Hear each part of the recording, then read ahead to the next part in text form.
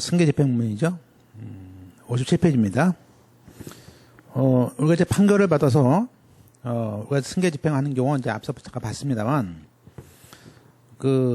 예컨대 이제 A라는 채권자가 B에게 이제 소송을 했습니다. 그래서, 승소했습니다. 그럼 이제 A가 B에 대해서 집행할 때, 채권자 쪽에서 A가, 예컨대,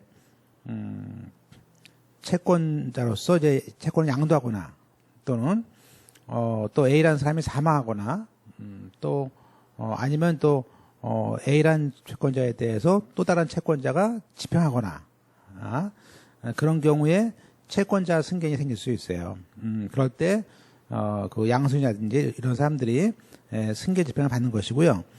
반대로 이제 채무자 쪽에서도 마찬가지죠. 채무자 쪽에서도 뭐 채무를 인수하거나, 그때 그랬듯이 면책적으로 인수되거나 또 역시 채무자가 사망하거나 그런 경우가 생깁니다. 그럴 때 역시 당사자의 승계가 된다고 말합니다. 자, 그러면 이제 우리가 조문을 한번 보실까요?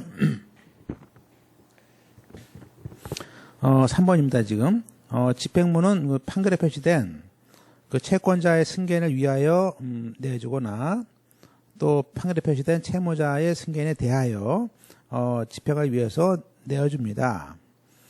다만 이제 그러한 승계가 법원에 명백한 사실이거나 또는 증명서로 증명한 때 하나고요. 그리고 이것은 재판장의 명령으로 내어집니다. 그래서 아까 조건 승계 이 두 가지는 지금 재판장의 명령 또는 사업보장관의 명령으로 내어주는 것을 알 수 있습니다. 그러면 이제 우리가 이렇게 승계했다는 사실을 증명해야 되는데요. 예컨대 우리가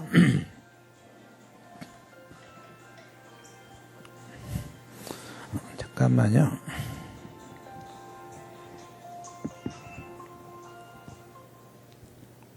예.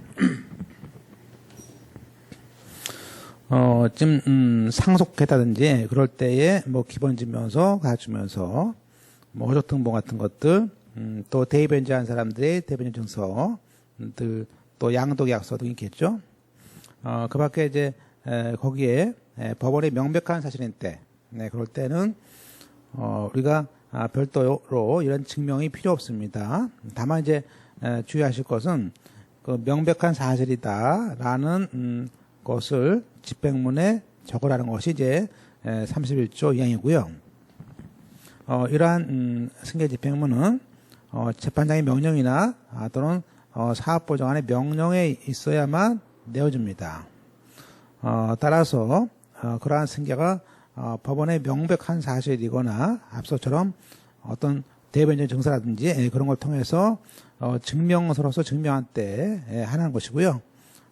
보좌관의 명령을 거쳐서 내어주는 것을 알 수 있습니다.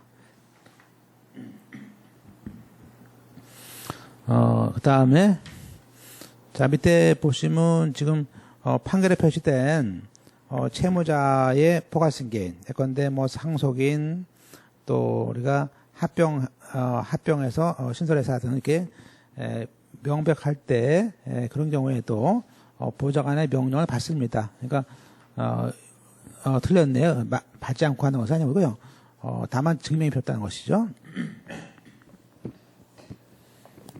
그러면 이제 우리가 그 승계에 대해서 이제 하나 보시면 먼저 사망이라든지 포괄승계 같은 거 그래서 1항처럼 공동 상속인에 대한 집행이 있습니다. 그래서 우리가 이제 피상속인이 철거 의무가 있습니다. 그러면 그에 따라서 공동 상속인도 철거 의무가 있어요. 그러면 이때 철거 의무는 우리가 가분이 아니고 불가분 채무니까 이러한 집행을 할 때는 상속인이 10명이다. 그러면 10명 전원에 대해서 승계 집행문을 받아야 되는 겁니다. 그 다음에 이제 이번에 집행문에 그 상속인이 2명이 있다라고 표했을 때 집행관은 그대로 집행을 합니다. 아들 뭐든 그죠? 그 다음에 사망에 또 어떤 경우는 이제 뭐예요? 어떤 경우는 우리가 그 상속인이 을 알 수 없는 경우가 있고요. 그렇습니다. 그럴 때는 상속 관리인에 신청을 해서 시간이 걸리겠지만 이런 상속 관리인이 이제 들어오면요 승계 집행문을 받겠죠. 또 나가서 4번에 보통 점포 명도 같은 거 할 때 뭐 합니까? 우리가 점유 이전 금지 가처분을 합니다. 그래서 왜냐면 이 명도 소송 중에 점유를 이제 옮겨가지 못하도록 하는 것이죠. 따라서 이렇게 사항에 A가 B에 대해서 점유 이전 가처분을 했습니다. 그런데 그 B가 정말 그 목적물의 점유를 제3자한테 승계했어요. 그러면 그 승계 받은 사람에 대해서는 나중에 본안 판결, 즉 그 명도 소송 판결을 가지고 A가 집행을 할 거 아닙니까? 그러면 그 판결은 A, B 간의 판결이지만 그 C한테 승계 집행을 받아서 집행을 할 수 있겠죠. 그리고 5항에 예컨대 뭐 주택을 명도하라, 가옥을 명도하라 이런 재판상 화해가 됐습니다. 그럴 때 피고가 지금 이혼을 하고 다른 곳으로 갔습니다. 그랬을 때 만약에 이혼 전에 처만이 계속 있었다면 그 처에 대해서도 이혼 전에 처니까 승계 집행을 받을 수 있습니다. 우리가 이제 앞서 왔듯이 거기 밑에 보시면 이제 집행이 개시 전에 이렇게 받는 경우도 있지만 집행 개시된 후에도 받는데 다만 이제 거기 집행 개시 뒤에 채무자가 사망했을 때는 이때는 그냥 상속 집행을 할 수 있기 때문에 별도의 채권자가 승계 집행을 받지 않고 진행을 할 수 있다는 것이 이제 52조 1항이었었고 받던 거였습니다. 따라서 우리가 사망에 대한 경우는 이제 채무자가 사망하는 경우 또 채권자가 사망하는 경우가 있습니다. 그래서 거기 이제 정리된 걸 보시면 되겠죠. 예. 자, 이제 일단 뭐 하나 볼까요? 우리가 채무자가 사망해서 2명 이상의 공동 상속인 승계했을 때 이때는 그것이 불가분이다. 그럴 때는 공동 상속 전원에 대해서 승계 집행을 받아야 되겠습니다. 그리고 가분일 때는 그 상속 지분만큼, 그죠? 피고의 지분만큼 집행문을 받아야 되겠고요.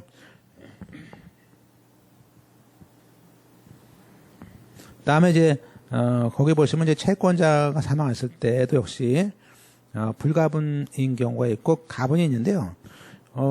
거기 이제 가분 하나 볼까요? 가분 하나. 신청인이 예컨대 채무자가 지금 채권자가 사망했어요. 그런데 원래 그 상속분에 따라서 우리가 이제 그 뜻을 기재해서 부여할 수 있지만 따라서 신청하지 않은 사람한테는 우리가 승계 집행문을 부여하지 않습니다. 그런데 승계 집행문이라는 것은 거기에 상속 지분이 있지 않습니까? 사망은 예컨대 뭐 A1한테 뭐 5분의 3, A2한테 5분의 2 이렇게 했을 때 우리가 A1은 3분의 1을 5분의 3을 집행할 수 있고요. A2는 5분의 1을 집행할 수 있습니다. 그런 얘기죠. 자, 그런데 이제 문제는 뭐냐면 그런 그 승계 집행문에 대해서 상속의 비율 또 그에 따른 아까처럼 5분의 3이 이제 예컨대 5천만 원이면 3천만 원에 대해서 갔습니까?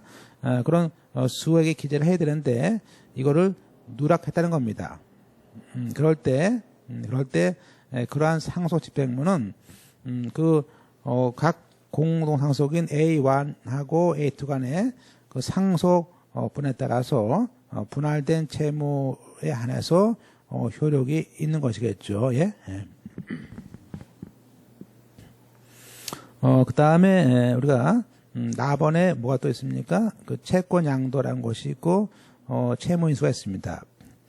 예컨대 승소한 원고로부터 승소한 원고 A로부터 판결에 표시된 채권, 예컨대 1억이다. 그러면 그 판결에 표시된 채권을 양도를 받았습니다. 그러면 그 사람은 승계인으로서 자기가 집행문 부여를 신청합니다. 그럴 때 양도 계약서하고 또 양도인이 채무자에게 대항 요건을 통지한 문서 그런 내용 증명이겠죠. 그래서 그런데 채무자 세에 선났어. 또 아니면 양도인이 채무자에게 양도했다는 내용에 통지한 내용 증명 우편을 제출해서 승계 집행문 부여 신청을 하겠죠. 그죠?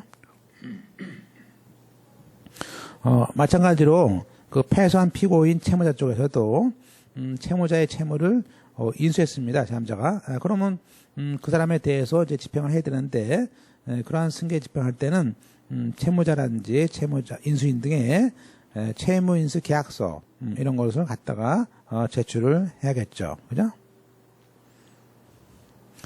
따라서 면제조 채무인수는 우리가 집행법 31조에서 얘기하는 승계 집행문을 받는 승계인이 됩니다. 그러나 중첩적 채무인수라는 것은 원래 채무자가 남아있는 것이기 때문에 이건 중첩적으로 새로운 사람에 들어가서 인수인이 채무를 부담을 하는 거기 때문에 이때에 우리가 승계를 볼 수 없다는 것이 판례니까 주의해 보시고요.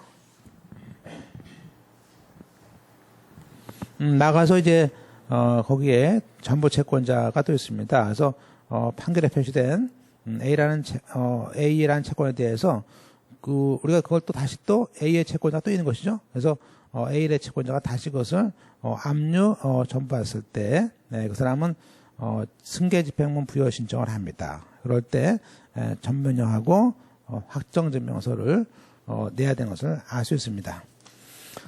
또 나가서 채권자 대의 변제입니다. 그래서 그런데 대의 변제, 즉 채무자를 위해서 대의 변제한 사람은 법률에 의해서 채권자를 대위한다 그런 말을 해요. 따라서 집행권에 표시되어 있는 채무자를 위해서 그죠? 집행권에 표시된 채권자에게 채무자를 대위해서 변제했다.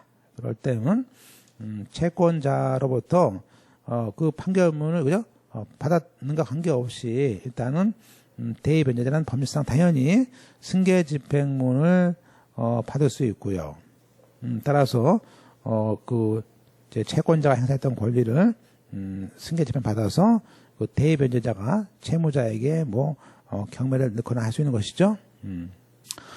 그때 각종 변제 영수증 같은 것들이 있고요. 네. 그 다음에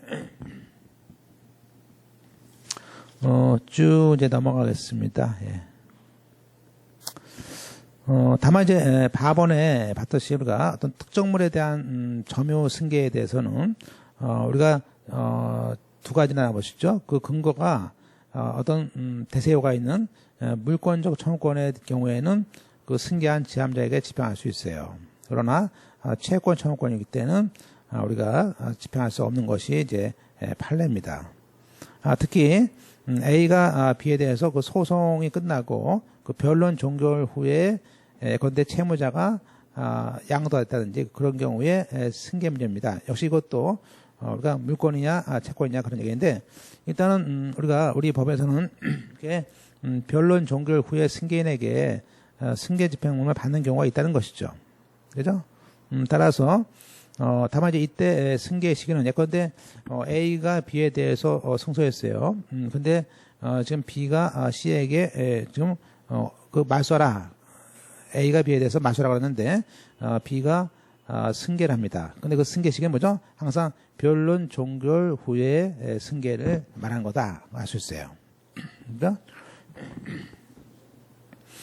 따라서 만약에 2번처럼 판례처럼 매매를 했습니다. 근데 변론 종결 전이에요. 그러니까 매매는 변론 종결했지만 이때 매매란 것은 뭐죠? 승계인의 매매를 말하는 겁니다. 그래서 지금 우리가 잠깐 보실까요?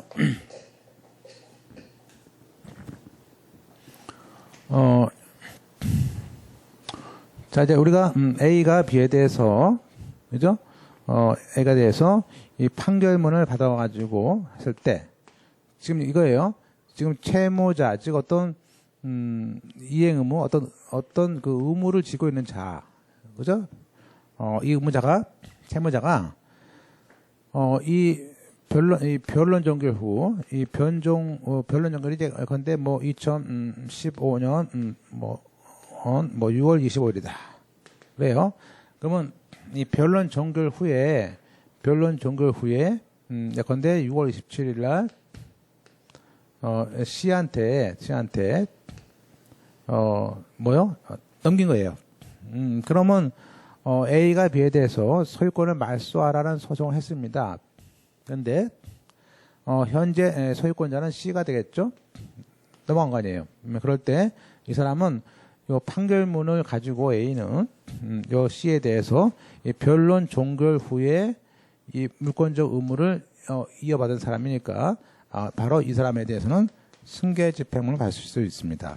따라서 이때 승계 집행문을 받는 이 둘 사이의 한계는 변론 종결 후에 예컨대 6월 달이니까 3월 달에 매매했던 4월 달에 매매했던 이 B, C가 언제 매매했는가는 중요하지 않아요. 중요하지 않고 B에게 C로 넘어간 등기가 이 넘어간 본 등기가 언제냐? 변론 종결 후면 되는 거예요. 그래서 거기에 보시면 보세요. 교재에 가서 61페이지에 따라서 이번에 그 승계인에 대해서 매매가 원인이가 된 그 경우가 그 B 시간에 그죠? B 시간에 그 변론 종결 전에 했더라도 등기를 변론 종결 후에 했다면 승계다 그런 거예요. 그죠? 그러니까 변론 종결 전에 가등기 했더라도 본 등기를 언제 했어요? 변론 종결 전에 C가 변론 종결 후에 했다면 그 사람은 그 승계 집행을 할 수 있는 거예요. 따라서 기출문제 보시면 매매를 하는 원인이가 변론 종결 전이라도 소유권 이전 등기 한 때가 변론 종결 후라면 그 사람은 변론 종결 후에 승인이다. 그래서 소유권을 넘어가는 것을 알 수 있습니다. 그 다음에 이제 그 밖에 나번에 그 목적물의 소지자를 또 알 수 있어요. 그런데 A가 B에서 우리가 명도를 하는데 그 물건을 물건은 현재 C가 소지자입니다. C가. 그럼 이게 목적물을 소지한 C에 대해서도 민소법 218조에 따라서 바로 집행을 할 수 있습니다. 다만 이때는 변론 종결 전후 관계 없습니다. 그래서 이때 소지자는 수취인 그 끝에 참고업자 등을 맡을 수 있습니다. 그 밖에 우리가 이제 선정 당사자에 대한 문제인데요. 우리가 이제 소송을 할 때 다수의 소송일 때 그 중에 예컨대 A1에서 A10인데 10명이 다 소송하기 어려우니까 아마 그 A1이 했습니다.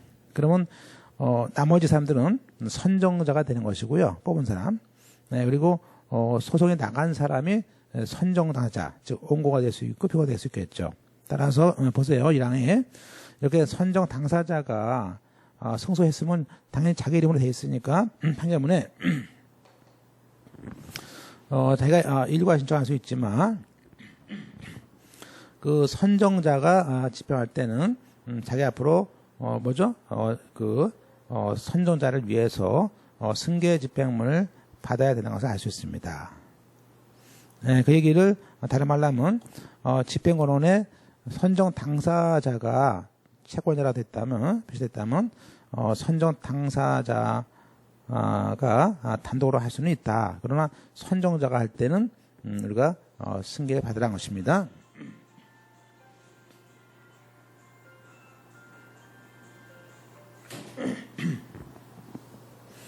그 다음에 2번에 3번에 따라서 결론입니다. 이제 별천하실 것이면 그 선정자가 어떤 판결에 대해서 그 승계 집행문을 신청했습니다. 따라서 그때는 우리가 결국에는 사업보좌관이 그 명령에 의해서 부여를 하는 것을 알 수 있습니다. 그죠? 그 다음에 똑같은 문제를 지금 두 개 썼어요. 마찬가지로 5번에 이번 선정 당사자가 채무자였다. 혹은 채무자였다면 역시 선정자가 선정자에 대해서 할 때는 역시 선정자가 채무자니까 선정자에 대하여 승계 집행문을 받는 것을 알 수 있습니다. 그죠? 이렇게 이제 조건과 이제 수통부여, 이제 조건과 이제 승계 집행문 봤었고요. 그것들로 이제 우리가 두 가지 더 있죠. 그래서 여러 통, 수통을 받는 거하고 그 제도 부여 받는 거를 배우면 이제 우리가 그 네 가지 특수한 형태의 그 집행문을 볼 수 있습니다. 이 수통부여, 제도부여는 역시 1항의 재판장의 명령으로 받습니다. 그죠? 봤죠? 다만 이제 우리가 소액사건의 경우 거기 소액사건의 경우라고 쓰세요. 경우 이행 권고의 경우는 우리가 여기서 우리가 별도로 그러니까 소액사건 같은 이행 권고라든지 지금의 경우는요 그런 경우는 수통과 제도부여 할 때마다 재판장의 명령을 받는 것은 아닙니다. 그런 얘기죠. 그 다음에 이제 우리가 보실까요? 1번에 종전의 그 집행령 정본에 의해서 우리가 집행을 했습니다. 네, 즉 예컨대 지금 우리가 채권 압류를 했습니다. 그런데 또다시 또 압류할 때가 생겼어요. 그러면 그때는 반환을 해주지 않고 별도의 그 과거에 썼던 법원에 가서 사용 증명을 받아서 이렇게 집행문을 다시 제도 부여를 달라고 신청하면 재판장의 명령에 의해서 우리가 제도 부여를 합니다. 물론 이제 소송이 계속 집행을 우리가 만족을 할 때까지 이렇게 하겠죠. 그죠? 그 다음에 이제 우리가 쭉 가서 보실까요? 우리가 동그라미 2번 내려가서 보실까요? 이번에 제도 부여를 이제 할 때 만약에 첫 번째 판결문에서 조건이라든지 승계했다는 사실에 증명을 해서 갔어요. 그러면 나중에 받을 때도 한마디로 승계 집행문에 의해서도 다시 또 수통 부여, 제도 부여 받을 때 별도의 승계 증명은 또 필요가 없겠죠. 할 때마다 뭐 승계 증명이 필요한 건 아닙니다. 그런 얘기죠. 이런 그 사망에 이런 수통 부여나 제도 부여도 우리가 재판장의 명령에 의해서 받는 것을 알 수 있습니다. 그죠? 따라서 우리 법은 예컨대 사업보좌관도 같은 얘기인데요. 따라서 이러한 수통 부여 제도에 대한 명령에 따라서 경우 서명과 말로 채무자를 심문할 수 있고요. 물론 채무자를 심문하지 않고 여러 통을 주거나 다시 집행문을 줄 때는 채무자에게 그 통지를 하라는 조문이 또 35조 2항인데 36조 5항 2항인데 이러한 규정은 단순히 우리 판례는 훈시 규정이다라는 말을 하고 있습니다. 그래서 통지 안 했다라도 뭐 집행은 관계가 없다, 유효하지 않다, 뭐 그런 얘기고요. 그 다음에 이제 우리가 물론 이제 5항에게 여러 통의 집행문을 주거나 다시 집행문을 줄 때는 우리가 그 원본에다가 그 집행문을 줬다는 것을 원본과 집행문에 그 기재를 하는 것을 알 수 있습니다. 그죠? 됐습니까? 예. 다만 이제 6항은 뭐냐면요, 이제 판례인데 우리가 이제 특히 그 압류 전부 명령이 이제 고민인데요. 일단 그 압류 전부라는 것은 이제 우리가 전부 그 이전 받는 것이 되기 때문에 이런 경우에는 우리가 집행에 대한 종료가 될 경우가 있어요. 그럴 때 우리가 다시 그 제도 부여를 받지 못하는 경우가 생길 수 있다. 언제요? 그 압류 전부일 때라는 겁니다. 잠깐 보실까요?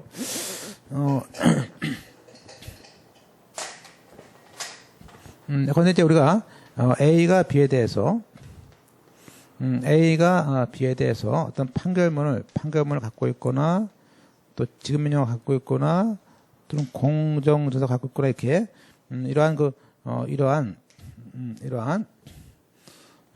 어떤 집행 권한이 있어요. 그래서 우리가 지금 그래서 A는 좀 C에 대해서 그런데 어떤 은행에다가 추심을 했습니다. 근데 아직 못 받았어요. 그럴 때 다시 또 다른 데다가 다른 데다가 다시 또 뭐 임대 보증금 같은 데다 또 할 수 있죠. 이렇게 여러 번 이렇게 할 수 있단 말이야. 그지? 자, 근데 이제 문제는 뭐냐면 문제는 만약에 지금 B가 살고 있는 집이 있어요. 채무자가 이건 채무자죠. 이 채무자에 대한 채무자가 또 뭐죠? 이거 우리는 제3채무자다 말을 합니다. 따라서 채권자는 항상 채무자 가지고 있는 재산, 즉 채무자가 C에게 가지고 있는 예컨대 여기 살고 있는 임대보증금이 있습니다. 그 임대보증금이 뭐 1억이야. 그러면 만약에 1억에 대해서 당연히 뭐 임대 기간이 끝나면 이제 C가 B의 주가 아닙니까? 그래서 그거 A는 요거를 압류하고 싶어요. 그래서 이때 A라는 사람이 요 집행문을 우리가 과거에 지금 첫 번째 은행에다가 추심을 했는데 실패했습니다. 그죠? 그래서 다시 또 받으려고 하는데, 자, 이번에 이제 근데 문제는 뭐냐면 이것처럼 보세요. 지금 B가 C에게 가지고 있는 요 채권에 대해서 이 사람이 첫 번째 할 때부터 이것을 압류 및 그 전부 명령을 받았습니다. 명령을. 그럼 이제 우리가 뒤에 배우지만 이 전부 명령은 이제 어떤 의미가 있냐면요. 첫째는 우리가 이 A, B에 대한 채권은 우리는 뭡니까? 이 A, B에 대한 채권은 집행 채권이라고 합니다. 그죠? A에 대한 채권은. 그죠? 네, 그리고 요 B, C에 대한 채권이 이제 임대보증금인데 이 채권은 뭐죠? 이건 내가 압류할 그런 채권, 즉 목적 채권이 되겠죠. 그러면 내가 A라는 사람이 임대보증금인 거 알았으니까 이번엔 자기가 이 채권을 자기한테 이 채권을 완전히 C에서 A로 이렇게 완전하게 이전하려고 하는 방법이 뭐가 있냐면요. 그게 우리가 얘기하는 그 전부 명령 제도가 있습니다. 추심은 그냥 B를 대신해서 돈을 받을 권한만 있는 거거든요. 그러니까 이 추심이라는 것은 그죠? 돈을 받는 행위인데, 즉 돈을 우리가 수령하는 행위라 볼 수 있는데요. 이 추심이라는 것은 A가 B에 대한 채권을 가지고 요 C에게 돈을 받을 수 있는 권한을 준 거거든요. 근데 이건 그게 아니고 아예 요 B, C의 채권을 A에게 이렇게 옮겨올 수 있는 거예요. 한마디로 전면령은 채권자의 지위가 바뀌는 거예요. B에서 A로. 따라서 A가 보세요. A가 C에 대해서 그 전부 명령을 바라면요.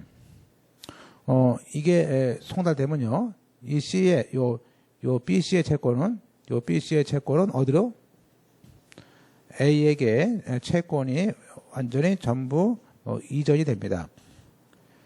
그리고 이게 권리 이전효. 그죠? 다만 그때는 그 대신에 이 권리가 이전되는 대신에 이 채권, 요 집행 채권은 변제를 한 걸 봅니다. 이 실제 변제에서 채무가 소멸되는 거예요. 이게 변제효죠, 변제효. 따라서 우리가 나중에 배우지만 전면령은 이 집행 채권자인 A에 대한 채권자가 C에 대한 채권을 가져옴으로써 B는 돈을 갚은 걸로 봅니다. 됐죠? 그러면 이제 문제는 뭐냐면, 그러면 이렇게 했는데 알고 보니까 이 보증금이 예컨대 뭐 소액보증금이라든지 또 아니면 이 채권이 또 다 이게 월세인데 월세를 다 갚고 월세를 안 내가지고 이 보증금 줄 게 없어요. 그러면 이렇게 이 C가 B에 대한 채권이 없는데, A는 다시 A는 다시 또, 채권이 없으니까, 다른 곳에서 다시 또 다시 제도 부여라는 걸 받아야 돼요. 그런데, 일반적인 압류 추심은 그렇게 받을 수 있지만, 이 전면형은요, 이 채권이 완전히 이렇게 옮겨가기 때문에, 요런 위험성 부담이 있는 거예요. 따라서 이런 경우에는요, 이 전면형은 일단, 전면형은요, C한테 송달. 자, C한테 송달한 다음에, 이 송달이 되고요. 일주일이 지나면요, 이 확정이 됩니다. 따라서 이 전면형은요, 확정이라는 제도가 있어. 그래서 확정이 되면은 더 이상, A는, 그죠? B한테 청구할 수 없는 문제가 생기고, 이 채권이 넘어가게 된단 말이에요. 그 얘기는 우리가 전면형은 이렇게 확정이 되면 우리가 바로 집행 절차가 종료가 된다는 말을 하는 거예요. 따라서 우리가 집행 절차가 완전히 종료됐는데 이러한 것을 제도 부여를 할 수는 없지 않냐 그런 얘기예요. 그래서 결론적으로 전면형의 경우에는 이게 송달돼서 확정됐을 때는 집행이 종료됐기 때문에 더 이상 제도 부여가 안 되고 그때 다시 A가 C에 대해서 소송을 해가지고 이 채권이 없다는 것을 증명해서 그래서 판결문을 받아야 됩니다. 그죠? 지금 그 얘기가 이제 우리 교재에 있는 얘기입니다.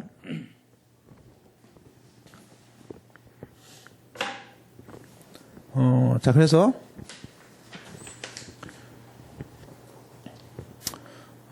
보실까요?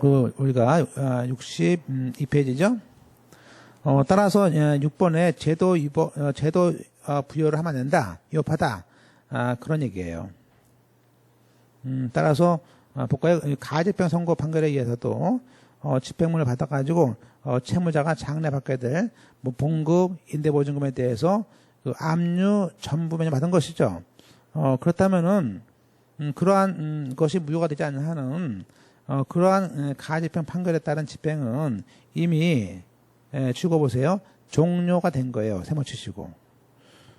따라서 이때는 다시 내가 받을 채권이 있다는 것을 증명하지 않으면은 그러한 집행문에 대해서 제도 부여한 것은 위협하다라는 것을 알 수 있어요. 됐죠? 그 다음에 이제 우리가 이렇게 네 가지 경우를 이제 봤었습니다. 그래서 네 가지. 그래서 조건, 승계, 그 다음에 수통부여, 제도부여였었죠. 그 밖에 이제 조서 같은 것도 있고요. 받는 것들이.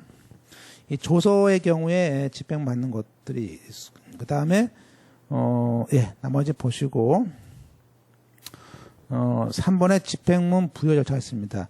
자, 우리가, 집행문을 달라는 신청은, 우리가 서면으로도 할 수 있고, 그죠? 말로도 할 수 있고요. 일단 집행문을 받으려면요, 먼저, 그 집행권은 정본이죠. 정본을 갖다 주니까, 이 정본이 진짜인지, 혹시 위조했는지 그죠? 모르죠? 그래서, 판결도 뭐 위조할 수 있으니까. 그래서, 법원사무관은 다음 같은 심사를 합니다. 첫째, 법원에 있는 원본과 정본을 대조합니다. 따라서 이게 확정 판결 조서가 요건이 제대됐는지, 또, 그 집행원원이 현재 집행력이 있는지, 그죠? 됐죠? 예컨대 확정 증명이 확정됐다면 확정이 필요할 것이고요. 가집행 선고를 했는지를 봐야겠죠. 그죠? 물론 이제 3번 소송 비용에 대해서 받을 수 있고요. 특히 소송 비용액에 대해서 이제 그 금액에 다툼이 있으니까 그것이 확정된 뒤에야 비로소 집행문을 줍니다. 됐죠? 그 다음에 우리가 쭉 가서 특히 6번의 경우는 무슨 얘기냐면 6번은요. 공증인에 대한 경우에는요. 이 공증인에 대해서 경우에는 보통 공정증서 작성 후 한 7일이 지나야지만 집행할 수 있습니다. 따라서 7일이 안 됐을 때는 역시 집행문을 주지 않을 것이고, 또 그 공정증서에 전 받았거나 그죠? 또 해소했다는 사실이 써 있다면 당연히 집행문을 안 주겠죠. 예. 그다음에 답안에 조건 성취 등을 증명했는지 등 있고요. 그다음에 라본의 승계라면 승계 집행이 있는지 등이 이제 필요할 겁니다. 그리고 우리가 최근에 별처럼 보세요. 최근에 이제 주민등록번호 거기 제가 좀 오타가 났네요. 주민등록번호예요. 주민등록번호. 이 주민등록번호를 이제 가져가라고 하는데 무슨 얘기냐면요. 최근에 그 판결문에다가도 개인정보를 위해서 주민번호를 안 쓰는 경우가 있습니다. 따라서 이때 판결문에 주민번호가 없으면요. 누구를 위해서 주는지가 문제가 돼요. 그래서 거기에 보시면 54페이지에 집행문에 달라는 신청서를 내면요. 법원사무관은 채권자, 채무자, 또 승계인의 주소, 주민번호에 대한 서류, 즉 주민초본을 제출하세요 라고 하는데 이게 2014년 11월 27일 얘기입니다. 그죠? 일단 집행문 부여는 이제 이렇게 보시고 그 다음에 앞서 봤듯이 집행문 부여는 그 판별 정본 끝에 붙여서 적습니다. 같이 그 뒤에다가 그리고 승계 집행문이 이제 법원에 명백하다 그럴 때는 명백하다는 뜻을 기재하는 것이고요. 그리고 이제 그 다음에 주소 보았었고 예, 이렇게 보시고요. 아까 건물 토지에 대한 인도일 때 허가받는 거, 그죠? 별도로 허가받는 것이죠. 그래서 5번 보시면요. 건물 토지나 특정 동산의 인도 반환을 목적으로 청구했을 때 일종의 인도 등에 대한 증서인데 이때 집행문은 그 증서를 보관하는 공증인이 관할 법원 단독 판사에게 허가를 한다는 것을 알 수 있었고요. 따라서 나중에 이런 허가증을 가지고 집행관에게 갖다가 냅니다. 그러면 집행할 수 있겠죠. 그리고 이제 6번에 우리가 이제 집행 채무자에게 만약에 채무자가 그 사이에 또 빚이 많아서 파산하거나 회생하거나 또 개인회생 절차가 되는 경우가 있는데요. 그러면 일단은 집행을 집행, 즉 압류라는 걸 할 수 없는 것이고 그런 것이 있다 가지고 집행문을 내주는데 장애가 되지는 않는다. 어서 알고 수 있고요. 밑에 규칙에 2014년도 했던 거 보세요.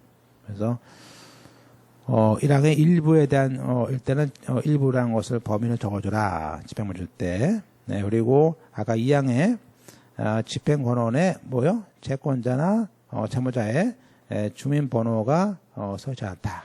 그럴 때는 그것을 집행문에 채권자, 채무자, 주민번호를 써줘라. 따라서 그때 그러한 필요를 적어라. 이것은 승계인도 똑같죠. 예.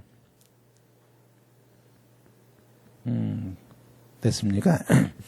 따라서 4번에 이런 집행문 없는 채무, 다른 말로 집행권원에 대한 집행은 무효다. 것을 알 수 있습니다. 다음에 넘어가서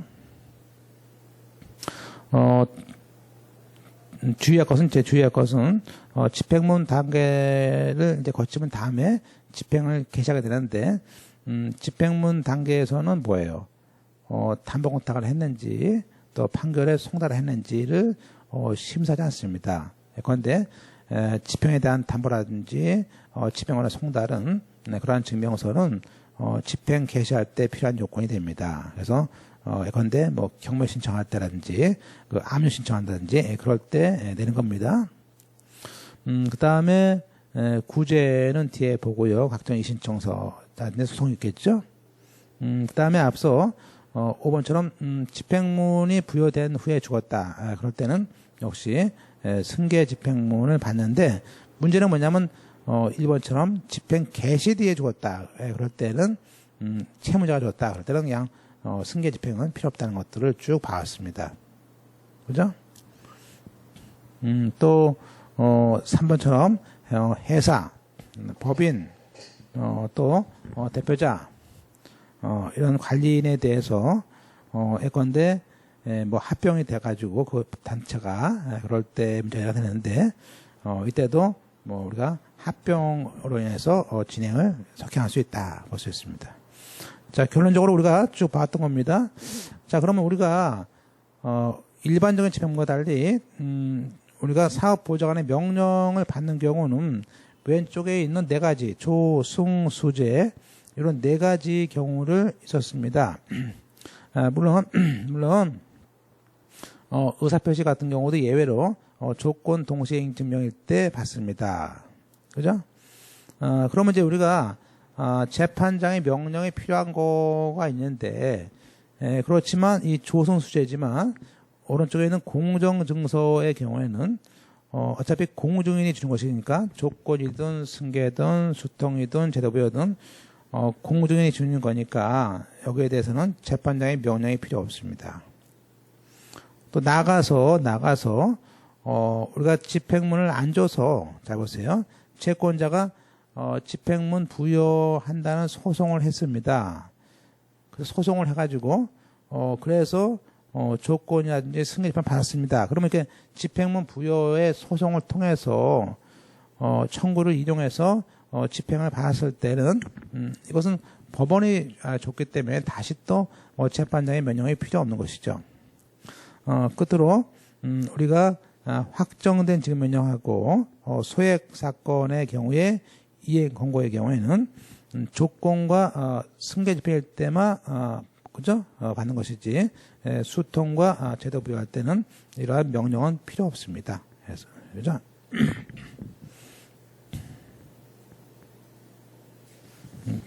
됐습니까? 예. 자, 그래서 밑에 문제 넘어가서 기출문제 보시고요. 한 두 개 보실까요? 우리가 66페이지.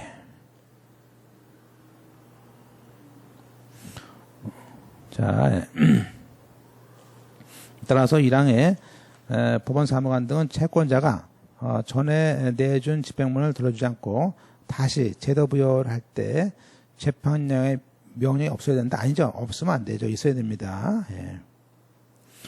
그것은 이번처럼 포괄 승계인이 명백할 때도 당연히 재판장의 명령을 받아서 승계 집행문을 받는 것이죠.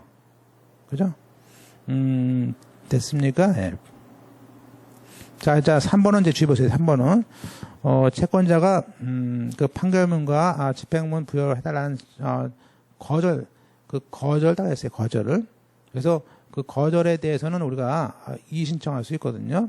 그래서 이의신청을 해서, 그래서 법원이 줬어요. 법원이. 그래서 그러한 승소한 판결문을 가졌다면, 이때, 집행문 부여 신청할 때는, 이미 법원이 승소한 것이니까 법원에 재판장의 명령이 필요 없다는 것들이 기출문제였어요.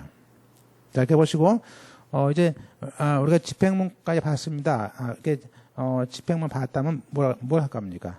그때 바로 이제 압류 신청을 해야 되죠. 그 압류 신청하는 장면을 우리는 집행의 개시다 보겠고요. 다음 시간에 이제 집행 개시 요건에 대한 것들을 보겠습니다. 예, 수고했습니다.